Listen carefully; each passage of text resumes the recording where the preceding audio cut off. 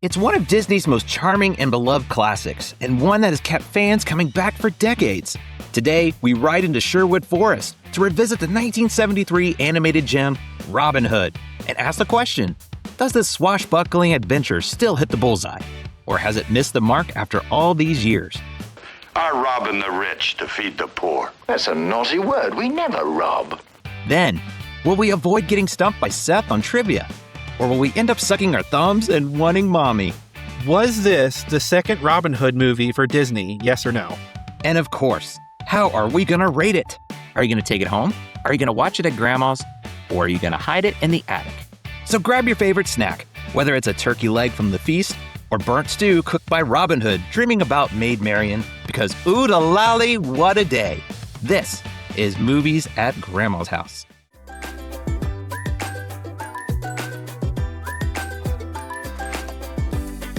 Hello, please come in. There's some fresh cookies in the cookie jar. There's a pitcher of Kool-Aid on the counter. Make yourself comfortable. This is Movies at Grandma's House, where we love to revisit the movies from our childhood and answer the question, does it still hold up? And is it family friendly enough that even grandma will enjoy? And I'm your host, Isaac. BJ, I like that. I really do. Hiss, put that on my luggage. And this is Seth. Oh, he's so handsome, just like his reward poster. And I'm Ajax. And if you don't mind me saying so, you have a very loud thumb. Very, very nice. Welcome everyone to Grandma's House. And as you notice, we have a special visitor with us today. We have Ajax. How are we doing? We're doing pretty good. Yeah, I love Robin Hood and I'm enjoying it. And I can't wait to discuss more about it. Excellent. Oh, it's so great to have you with us as a visit. And Seth, how are we doing? I'm surviving. It's been a crazy month, but yeah, I'm getting by. I understand that. It's just like running through Sherwood Forest with arrows coming after you. You know, that feeling, I understand. But, maybe not that bad, but... But yes, this is going to be a great time. Can't wait to get into this one. If you didn't catch already, you probably know. But as a reminder, just for the ones at home, Seth, what's Grandma putting on for us to watch this time? 1973's Robin Hood. So if you've never seen this film, just be aware we're going to be talking about it at length. We're going into spoiler territory, so consider yourself warned. Well, are you guys ready? Do you got your snacks? Are you all comfy? How you feeling, Ajax? I'm feeling pretty good. I completely ran out of all of my snacks, though. Do you have any snacks that you might suggest for me? I think Seth's got something. What you got? I got Big Poppin. I love it. I can't get enough of it.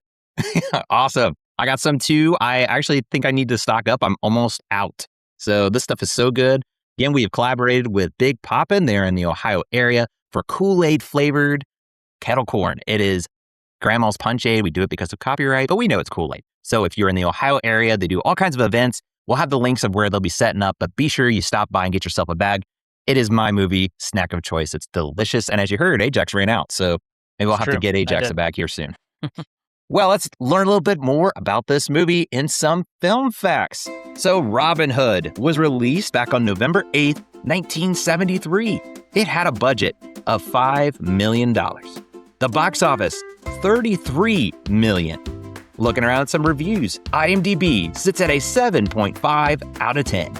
Rotten Tomatoes, 56%. Letterboxd has a 3.8 out of 5.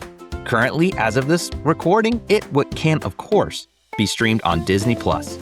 It stars Brian Bedford, Phil Harris, Peter Ustinov, and Roger Miller, and many more. It's an association with Walt Disney Productions. And last but not least, we gotta hear, how does Grandma rank this one?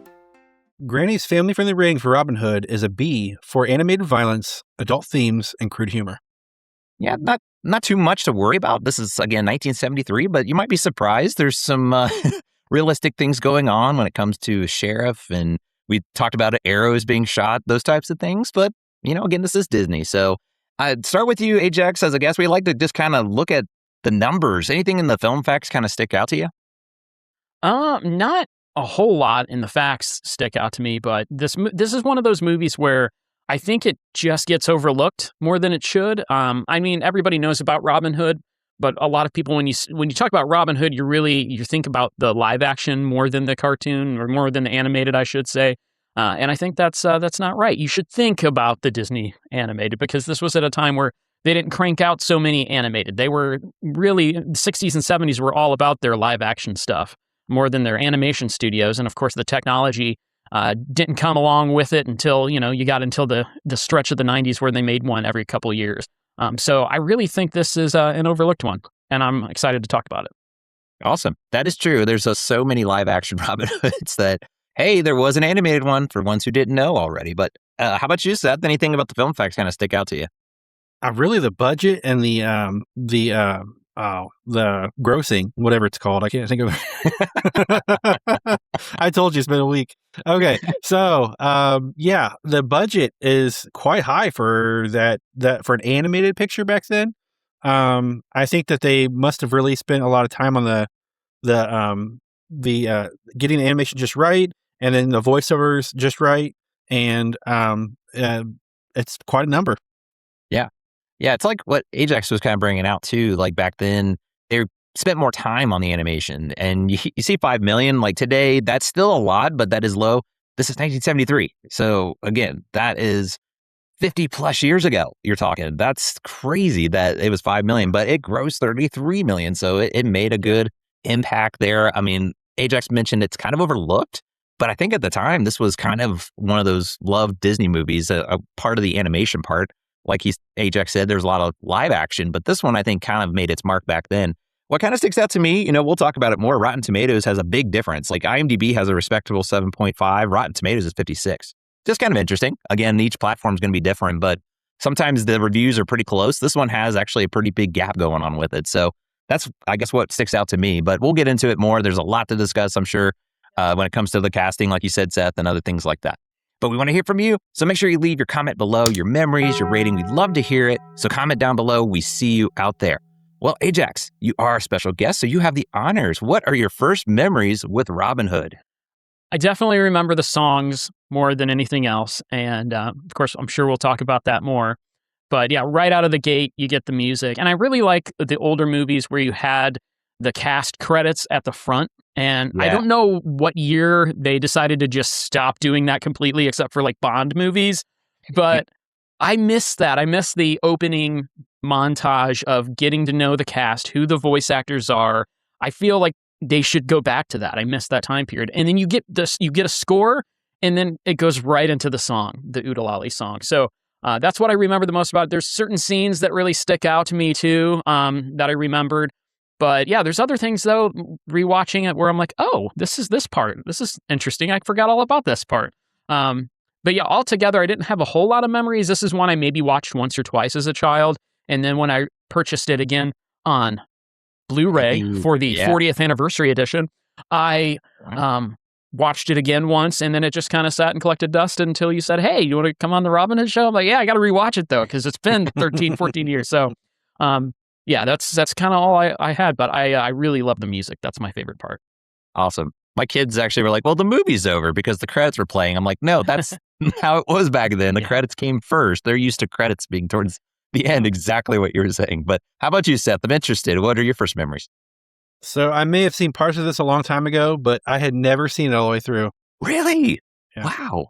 Okay. That's what I love to hear sometimes. I kind of feel like, wow, you missed out on certain movies, but this one I have a lot of memories with. Like, this was probably in the rotation. We had the original VHS growing up, but a memory I do have, I was in elementary school, and for whatever reason, our teacher said, you can bring in a movie. And it's one of those, if we have a good day and we have time, we'll watch it. And somehow my movie got picked, and I brought Robin Hood. I just liked it at the time. And I remember watching it, and a lot of my classmates had never seen it. I mean, this was years ago. And my teacher even said, that was really good. I think I'm going to go buy it now. And that was back when Disney had the Disney Vault. So she was like, I need to buy this now before they put it in the Disney Vault, quote unquote, and I won't be able to get it. So that's a memory I have of, I remember sharing it, and people were like, wow, this is actually a fun movie. And I was just surprised that they hadn't seen it. I thought to myself, well, yeah, everybody's seen this movie before. So that's kind of my early memories. I hadn't watched it as much over the years here recently, so it had been a while. But we'll come back to you, Ajax, on that note. So what were your expectations then coming back on the rewatch? I wanted to see if I liked it as much as I did when I was a kid. Now, when I rewatched it when I first got it, I don't really remember it because that was a time when I worked at a video store and I watched a ton of stuff in a row every day, and so everything was kind of lost out of my memory, out of my rotation. But I was expecting, to have some nostalgia there with seeing it as a young kid, and trying to see if I could remember any parts of it. And again, it was just the music that hit for me. But I wanted to really appreciate it and enjoy it, and I think it came through. Very nice. Yeah. I know what you mean with the video store. You probably had all kinds of distractions on. I'm thinking of when they used to play movies throughout the story on the different monitors. Oh, yeah. You probably just had it as white noise by that point if it was on. Yeah, and I do remember playing this at the video store because it was a family movie, so I could. Awesome. Yeah, you don't want any of the other kind of movies going on. No, there. I was not allowed to play Robin Hood Men in Tights, but as much as I may have wanted to. The other Robin Hood, right? That's one of the many other Robin Hoods, yeah. That one is the more unique for sure on different accounts. But yeah, come to you, Seth. What were your expectations going back on this one? Honestly, I was just hoping to enjoy, and I was with a little bit of caution because I didn't know what I did remember of it seemed like it was more on the violent side. Maybe maybe the scenes that stuck out to me when I was a kid.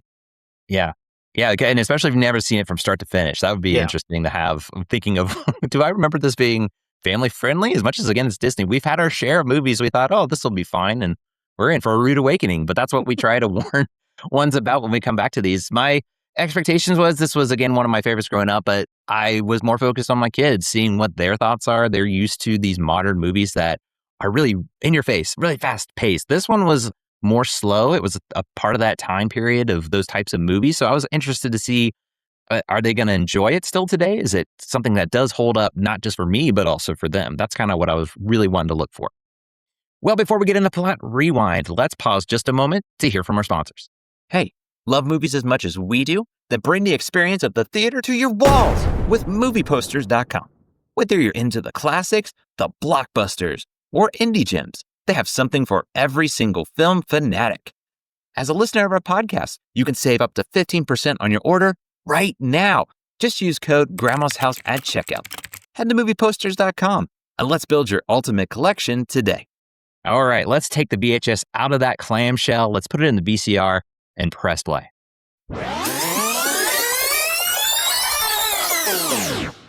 Robin Hood is a simple story and where we find the heroic outlaw who wants to take from the rich and give to the poor.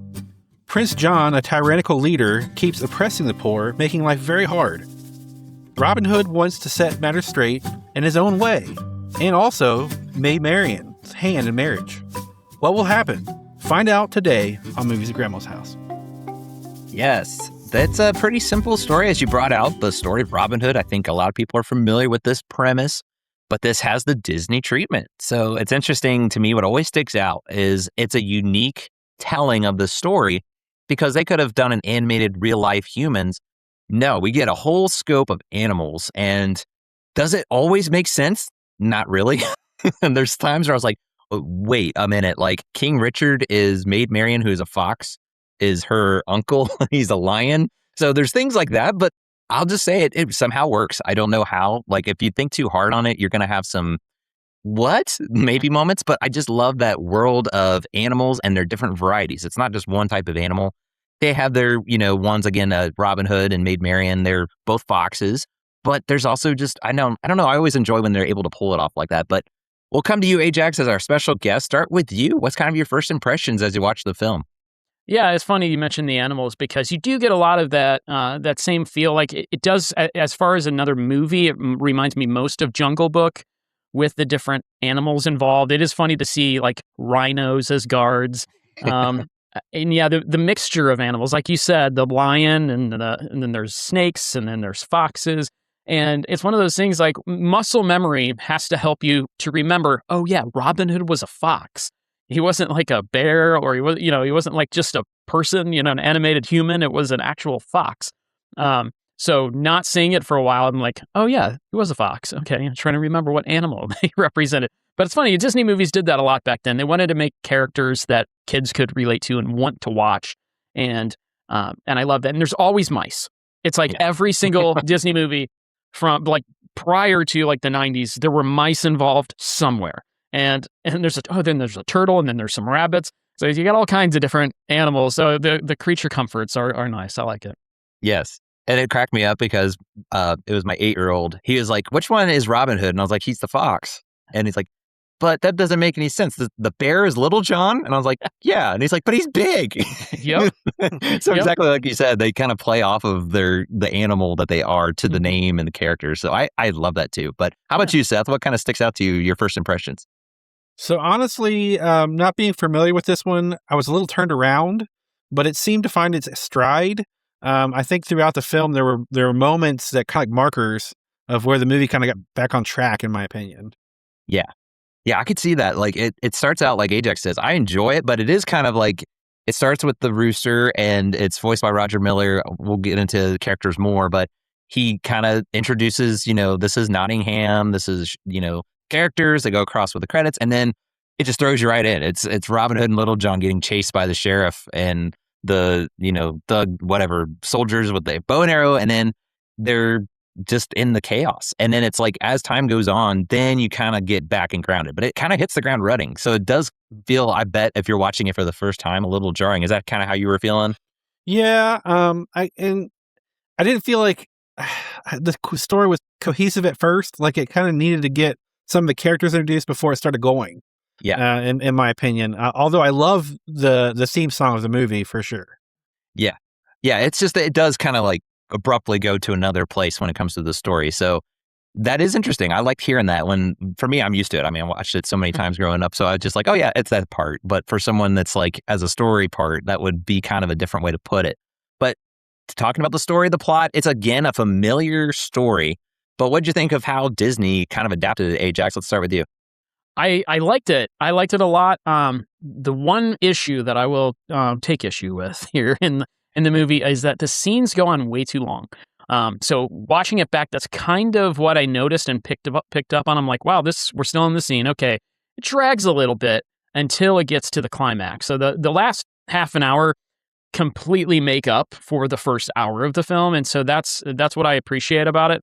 But those scenes go on way too long. Now, there are memorable things that happen throughout those scenes, but I think they could have done a better job of moving it along and pacing it a little better to keep, like a kid's attention.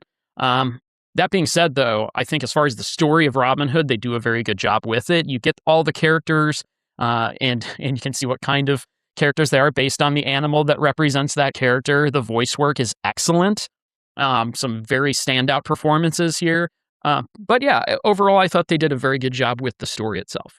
Yeah, I can see that. Again, it goes back to the times of like, it's a slower pace. That's just how movies are compared to, I'm thinking what pops out of my head is like Dogman. I know that's so random, but that movie is so like, boom, boom, boom, boom, boom. We're fast paced. No, we're moving to this one. I was overwhelmed with that. And then you go to this movie, it's just much more relaxed and drawn out, kind of like what you're saying. So maybe it is a little bit more drawn out. That might be something that it aged a little bit on. But how about you, Seth? What'd you think of the story, the plot, all that good stuff? For me, the story, it was straightforward with the plot. That really takes you on a journey. And I feel like with Ajax, what he was saying, at a certain point, it kind of like gathers steam. It's like it's rolling downhill from that point. And to get to that, for me, it was a little bit slow, in my opinion. But it still does tell the story of Robin Hood in an animated way. And so, I mean, and for 1973, I can't really complain too much. Yeah, I totally get that. That's maybe something to just think to yourself when you're watching these older movies. At least I try to. And, even if you try, sometimes movies don't hold up. You're like, I'm telling myself this was made in 1973 or whatever. And you watch it and it's like, yeah, it still doesn't hold up. Maybe that's a part of it that does. So just be aware of that. I guess I'm used to it. I think they could have improved it if it was something they could go back and fix. That is something, for me, it's like you have, like you were saying with the story aspect, it's more about this conflict of Robin Hood versus Prince John. Prince John is stepping in because King Richard is off on these crusades. He's filling in, but he treats himself as I'm the king and all this. And again, we'll get into the characters, but he's a big driving force of it because it's pretty much Robin Hood taking these, rich, the wealthy, and robbing from them to give to the poor because they're getting taxed so much. It shows a part where the streets and they're starving. The rooster even brings it out. I'm blanking on his name. I hate that. Again, I just call him Roger Miller, but even brings that out. That's kind of the plot. And then it's like that back and forth tussle is what's at the beginning. It's not until it was when Robin Hood and Maid Marian get married. Then they have that song, and it upsets Prince John so much that he just taxes everybody into oblivion. Everybody gets arrested pretty much. It's like he just pulled the plug. It was like, I'm done. Like we're gonna get Robin Hood. And that's when I do think the plot really stepped it up. It was just kind of this back and forth, and it's fun and it's got that. But if you're wanting the plot to progress, I do agree. It's not till that point you really start to see, oh, there's some stakes here. And then they arrest Friar Tuck and say he's going to be executed. And then that's when there's the jailbreak. And I can't help but think of the song whenever I hear that, whenever they say it's a jailbreak. But anyway, I do agree. That's where the action also starts to step up. So it's a solid story. I enjoy it as much as it might be a little wonky. It's kind of like it takes some time to build up to that anticipation, the final act, which we'll probably talk about more. I think it's a great final act. It's just a fun Disney-fied version of it, but it's a great way to kind of put a bow on the story. But again, we've been kind of dancing around a little bit. There's a lot of characters with this one, it feels like, but maybe I enjoy them, but I'm interested to hear your guys' thoughts. Maybe start with Seth first. What did you think of the characters? So I'm blanking on the rooster's name as well. Okay. For me, the rooster stole the show. Like I honestly felt like that was probably the strongest part of the movie. But Robin Hood was entertaining for sure, and Little John was great. And then all the side characters, I felt like built what is the story and told that story through them. So they did a good job as well. The voiceovers were amazing, I should say. Yeah. I had to look it up because it's going to torment me. I guess his name was Alan A. Dale, the rooster. I mean, you can just call him the rooster, I guess, but I don't know if they actually call him that. I just think Roger Miller. That's always in my mind. But how about you, Ajax? What did you think of the characters? I love the characters. I loved all the characters. My favorite one by far, though, was Sir Hiss, because because he was by far the most intelligent one of all the bad guys. He was the smart one, and PJ's complete ineptitude just kept getting him in his own way, and then he would blame the snake, Sir Hiss, when Sir Hiss was the smart one that was trying to tell him like in the beginning when they get robbed. The whole time he's warning him, but he doesn't listen to him, and he locks him in this basket and won't let him out. And he's like, well, I tried, And then I love the scene at the archery competition. This is like my favorite scene when he hides in a balloon and he floats up and uses his tail as a propeller. and it's just so funny. And then they catch him, and Friar Tuck shoots an arrow at the balloon and he falls down, and then they lock him in a barrel of ale. And it's so funny at that moment. You hear his voice. He goes, please, please, I don't drink, which is like so funny. And then he comes out, and of course, he's a little under the influence when he comes back out. And by the time he's out, Robin Hood has already gotten away. The plot is he thinks he has this information that's going to be beneficial to PJ, but PJ already knew. So I love during the jailbreak, you get to see how he sleeps. And Sir Hiss is sleeping in this cradle at the edge of Prince John's bed. And the way he snores, like, first of all, a snake shouldn't snore. Does a snake snore? No, but he makes this. That's a good question. The sound is hilarious that comes out with. So funny. Sir Hiss stole the show for me. He was the one that I loved the most. Yes. Hiss is great. And the back and forth between Prince John and him, of just Prince John being this baby. And like one of my favorite parts is towards the end. He's just like, I told you. And he does that throughout the movie. But then he turns around, and I just have to give it to the animators, because that was what the comedic effect did to me. If they would have shot it differently, it shows it behind him looking at the tower. And he's like, and now look what you've done to your mother's tower. And I don't know why it's so funny, him just like glancing at this tower burning in inferno, just like, and he's just casually like, and now look what you've done to your mother's tower. I laugh at that part all the time, but you can make almost its own spin-off of Little John and Hiss. They just bounce off of each other, polar opposites. Mm-hmm. They have so many great lines in it. I'm with you on the characters. Like, I could talk at length of, I liked, again, Alan A. Dale, the rooster, Roger Miller. Growing up, my father liked Roger Miller, so that this was already going to be a positive for me, like enjoying the music, like you said. But I like his character too. I mean, they're watching Hiss during that event, the archery event. He's like, now he's up to something. Right. And it's such a simple line, but I just love the voice acting, the way that they have that inflection in their voices, and his character. I mean, he's a big part of that. And When They All Arrested, that's another one of my favorite songs. Not in Nottingham. It's kind of a sadder that is song. my favorite. That is, Yeah. It's so depressing. It's beautifully depressing. It's almost like a dirge. Like it's ominous, but at the same time, you can relate to what they're going through in the scene. And so that's what's so great about it. It's just so beautifully tragic, and I love it. That's my personal favorite song of the movie. It's mine as well. What'd you think of that, Seth? I'd love to hear your thoughts on it. I think the songs were the strongest part, if you ask me. I did like the archery scene, and there's like some comedic scenes that are shorter that really resonated with me, but I felt like the music was probably the strongest suit. Yeah, I could go on and on about the soundtrack. I mean, it's just like 3 songs, but it's just, I don't know, they're catchy and they're just well done. Like you said, the Not in Nottingham it's just, I don't know, it's sad, but it's beautiful. Like you said, it's just got this, I don't know what it is. It captures me every time, as much as it's terrible. All these people are in jail and they're suffering, but he's got this just, it's a calming, depressing song, if that makes any sense at all. It does. And you also, you see these characters, and some of them you haven't seen in the film yet. Like you see mice, of course, mice. But the mice More mice. are, they have their poor like necks are completely covered with the lock. And then you have or whatever those are called, chains and locks. And then you have you see the owl family, and you're like, oh, there's owls and the owls too. And like you really empathize with all these characters. It's so sad. Yes. But we get to see the more characters. Like you said, there's like a raccoon. They're actually dressed in like the guard for jail. So I thought that was a fun touch. But I mean, going back to actually the title character, Robin Hood, I think he's fantastic. It's one of those characters that I've seen it done in movies where they force you to like this character because he's the good guy. He's the one. And it's so in your face that it makes me not like them, if that makes sense. I never felt that way with him. Like growing up, I actually think of that whole hero versus villain. This is another one of those. We talked about Great Mouse Detective, that movie. And this movie was kind of my introduction to that, like good versus bad, but what it takes to be a true hero.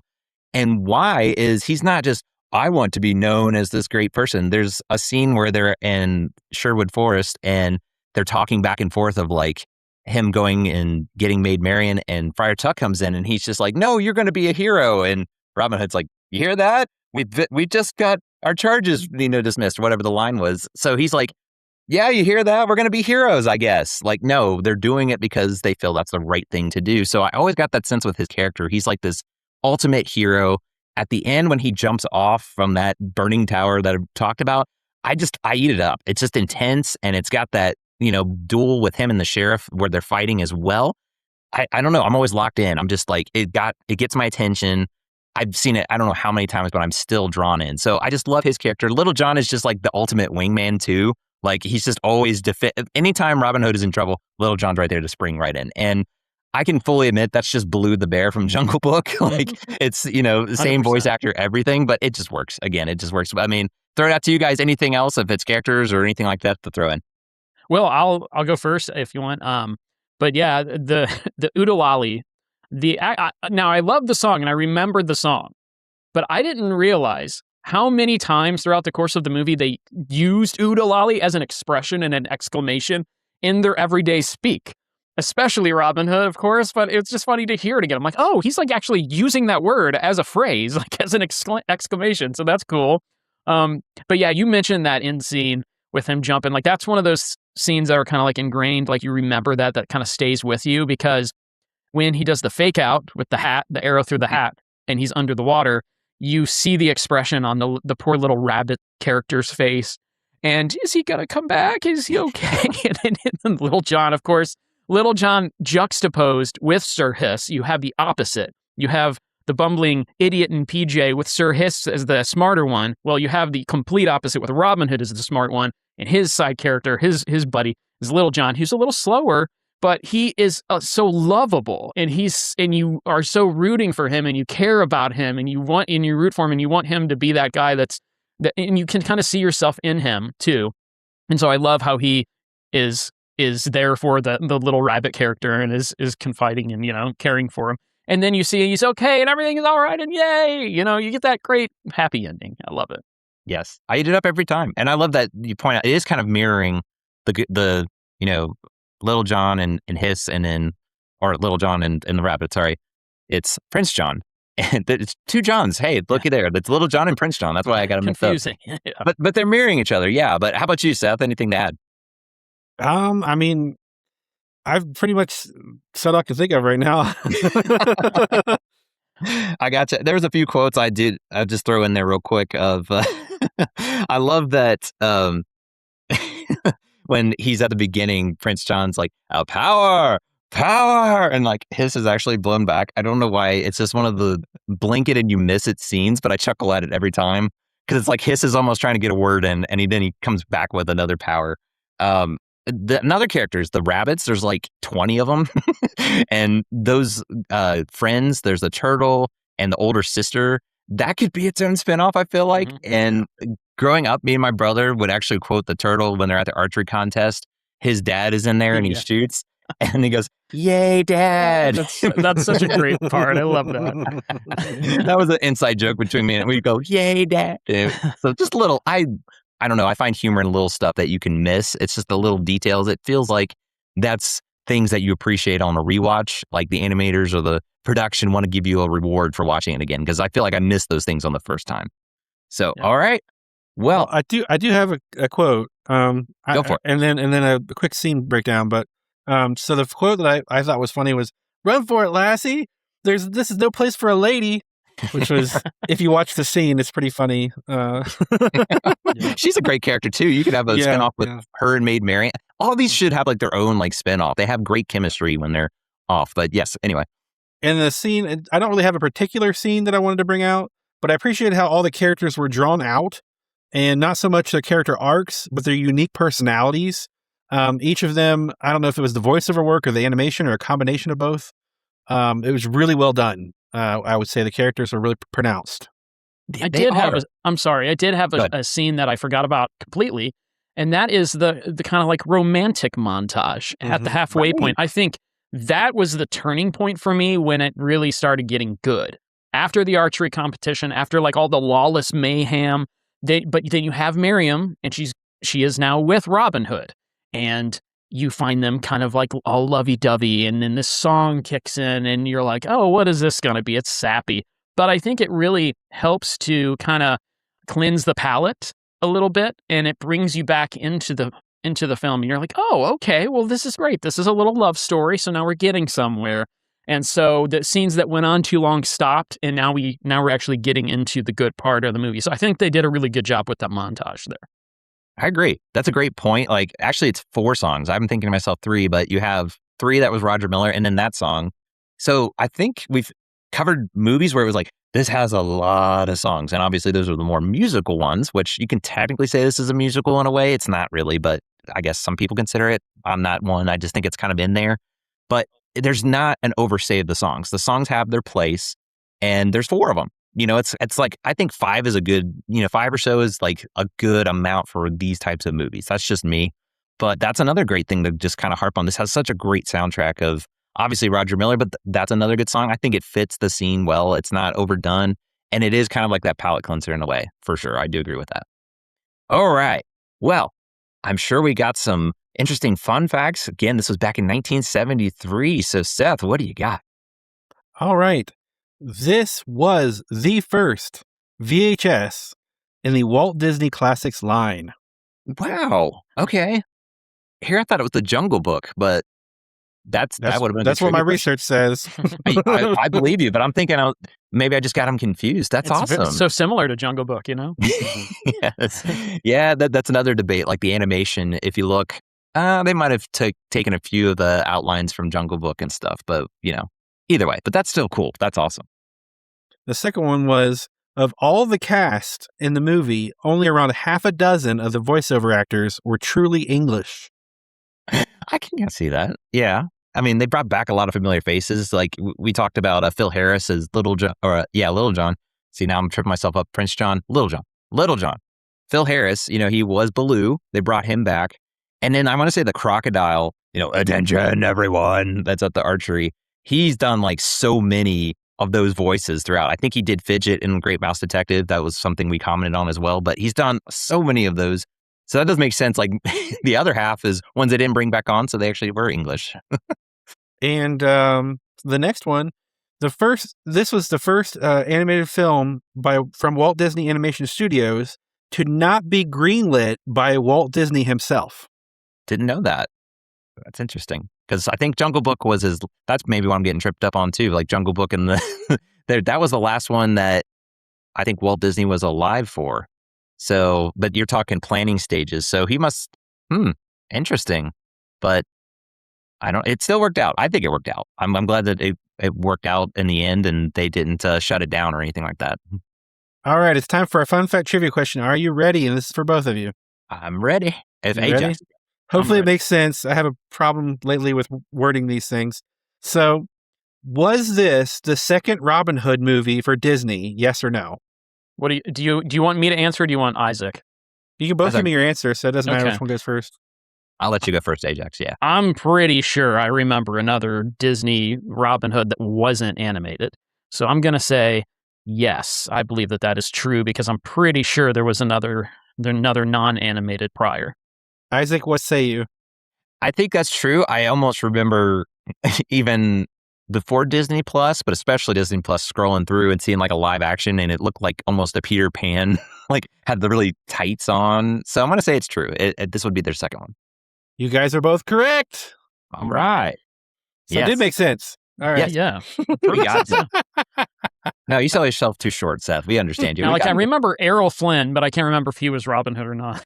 I don't remember. I came across some information and research, but yeah, you're 100% right. It was a live action, and it was well received. Mm-hmm. Oh. Yeah.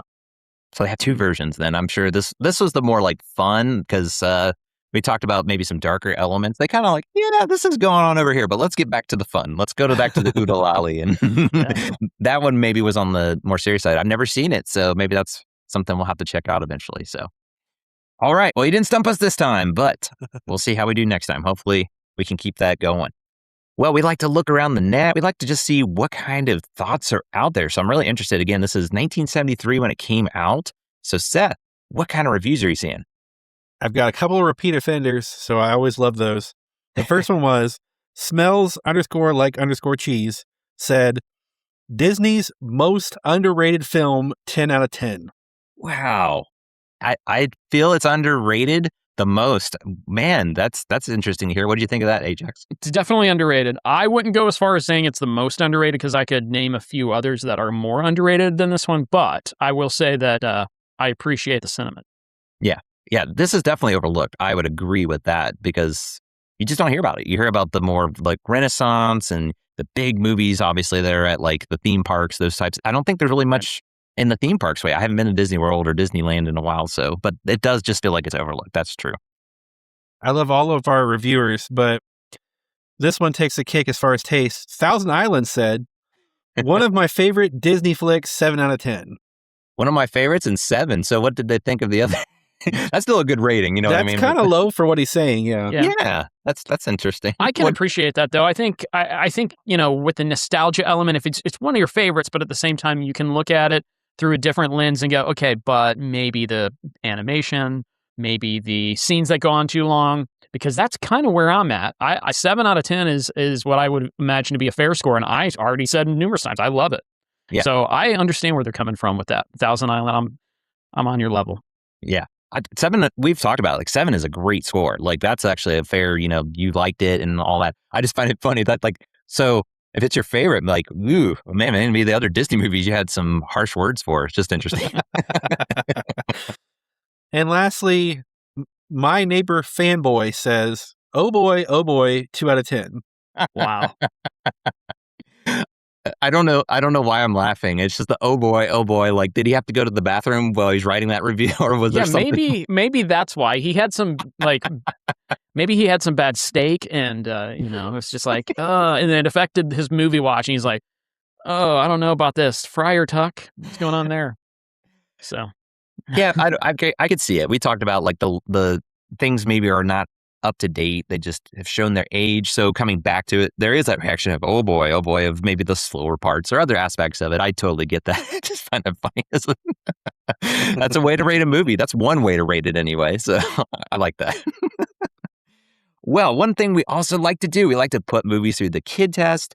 And I have kids 10 and under. I have a 10-year-old, 8, 6, and a 3 that are able to comprehend. They're able to see what's going on. And they were all pretty much in the watch it at grandma's. They thought it was okay. They seemed to enjoy it, which I appreciated. They were laughing at times. They found it silly, like the archery contest where they're all getting chased around. There's pies and faces throughout. I mean, it's got that slapstick that you can enjoy.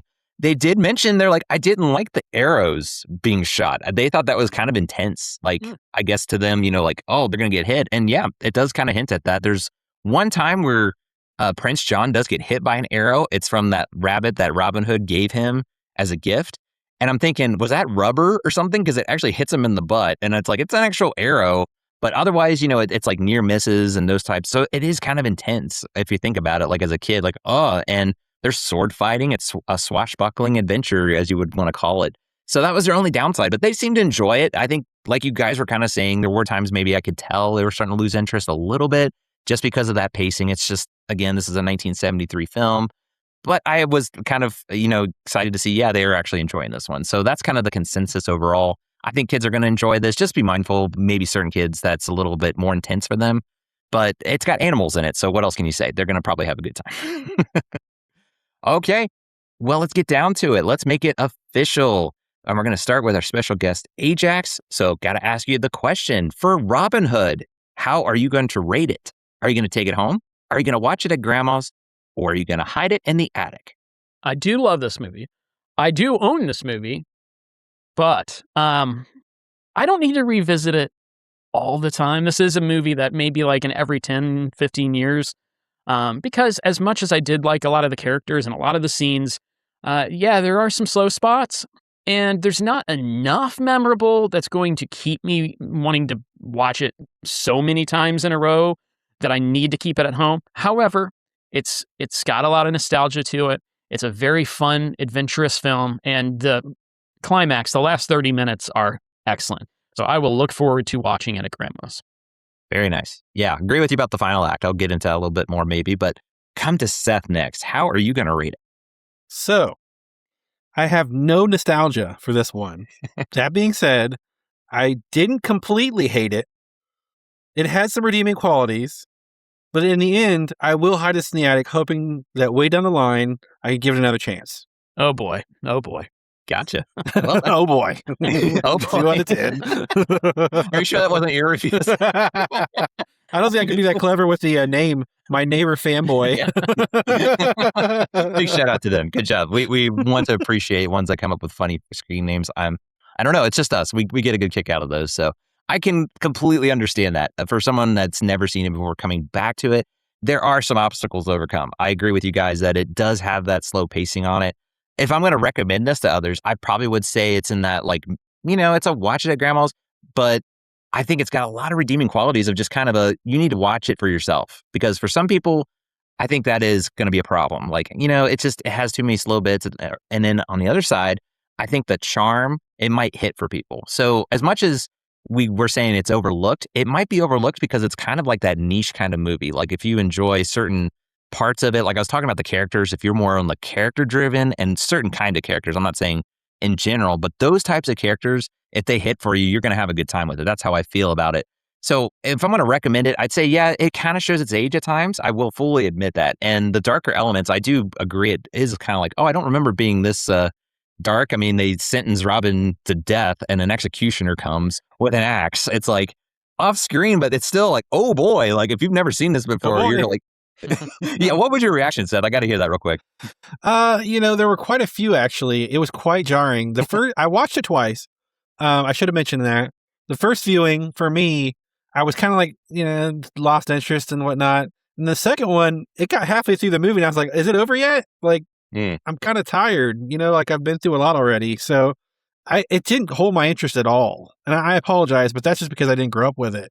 No. I grew up with the Kevin Costner movie. Like I saw that in theater. So yeah, there's definite pacing issues. I mean, that's what hit me when I rewatched it the strongest, but there was enough there for me to go, I still love this movie. And then the music, you can't deny. It's just, they're just so good. You mentioned there's just the 4 songs, but all of them are just so important to the film and they just stand out. Yeah. They're exceptional. So Yeah. And we name dropped another Robin Hood. It's like maybe we should play a game. How many Robin Hood? Remember that other Robin Hood? We keep going through. And there's like so many. And there was that other one too. Yes. I know exactly what you're talking about. There you go. But I will fully admit, this isn't a perfect movie. It's a flawed movie through and through. If you want to really break it down, we didn't even talk about really the animation. I like the art style, but I'll even look at like the whole scene there. You're talking about like that song about the love. Then they're in Sherwood Forest and they're all in this other song. So I guess actually there's 5 songs. That's the Phony King of England. It's kind of like kind of thrown in there, but that's reused animation from, I believe, 2 other movies, from The Jungle Book and The Aristocats. So if you put them side by side, you'll see they just kind of traced over the new characters. So those types of things you can really nitpick, and I totally get it. Like, that's where there's some flaws that show and they age not as good. And that's where I'm like, I as a quality of a movie, I'd probably say it's a watch it at grandma's, but I'm going to say nostalgia wins out for me on this one. It's something that I can put on any time, and I don't have to pay attention to it. What you guys are saying, that's almost aided to me. Like, I could do other stuff. Not that I'm like extensive, but I don't have to pay so much attention to it. It's one of those like comfort movies. Like, best way to describe it, a big bowl of macaroni and cheese. It's like, maybe I shouldn't eat it, but I am. It's like, it's good. I'm going to have a good time with this. So yeah, I'm going to take this one home. It's one, again, I'm not going to recommend it as like, oh, it's the most amazing thing you'll ever see. That's probably the nostalgia talking. But like you said, Ajax, I love that like last 30 minutes, the jailbreak, the showdown, the intensity, they're sneaking around, and some of it you kind of go, okay, like they're able to shoot this arrow and they're not noticing them taking all this money, but I eat it up. It's just that whole hero. Yeah. Like there's a lot of that, but you just enjoy it. That's what movies are. They're entertaining. And to me, it's entertaining. I could see that being, I couldn't get into that part of it, but all I can say is just watch it. See what you think, especially if it's been a while. I think this is one of those fun movies to come back to, for better or for worse. Maybe you won't like it as much, but I can't go on enough. It's just something about it, the soundtrack, the characters, the charm about it. I just eat it up every time. Well, there you go, folks. We have a nice variety of ratings going on. I really like that, getting some perspective on a film. Sometimes that happens. Sometimes it's unanimous. We all agree, but this time it was a nice variety. So I really like that. And a big thank you to Ajax for joining and helping us reviewing. So let's start with you. We like to give our guests a little bit of the spotlight. So where can people find and connect with you? Well, Isaac, your co-host, Seth, he's very familiar. I think, because he's also a co-host of mine as well. We have a show called Cover Wars. If you are a fan of music and you like songs, we will find you the top 3 cover versions of a particular song. We review a different song every week. You can find us at Cover Wars Podcast on YouTube, Cover Wars on TikTok.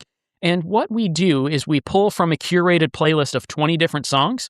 From those 20 songs, we deliver our 5 favorites.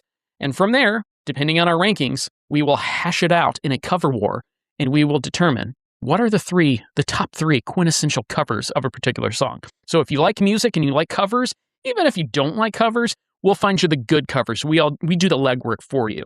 So check it out sometime. And if you like Seth, which who doesn't, you're gonna like Cover Wars because Seth's on Cover Wars too.